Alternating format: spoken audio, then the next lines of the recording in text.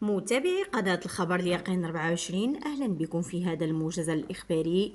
استئناف جولات الحوار الاجتماعي الأسبوع المقبل. فضلا منك وليس أمرا، اشترك بالقناة وفعل زر الجرس باش توصل دائما بجديد الأخبار. تستعد الحكومة لإحياء مسار الحوار الاجتماعي من جديد، حيث أن رئيس الحكومة عزيز أخنوش سيترأس يوم الثلاثاء المقبل اجتماعات ثلاثية تجمع بين الحكومة والمركزية النقابية الأكثر تمثيلية والاتحاد العام لمقاولات المغرب. وتأتي هذه المبادرة بعد مشاورة تمهيدية أجراها رئيس الحكومة خلال الأيام الماضية مع الأمناء العامين للنقابات بهدف وضع أرضية توافقية لاستئناف النقاش حول عدد من الملفات الاجتماعية ذات الأولوية.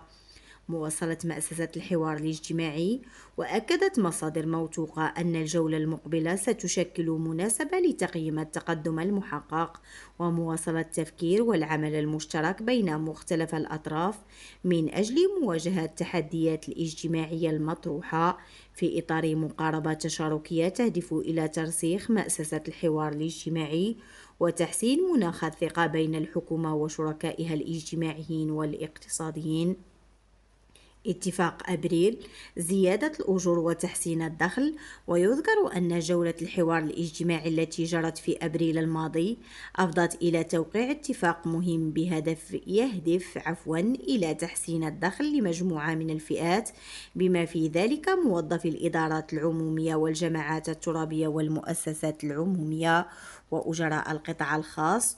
وتضمن الاتفاق حينها زيادة عامة في الأجور بقيمة 1000 درهم صافية شهريا لفائدة موظفي القطاعات العمومية، بالإضافة إلى الرفع من الحد الأدنى القانوني للأجر في القطاعات غير الفلاحية بنسبة 10%، وكذلك في القطاعات الفلاحية بنفس النسبة.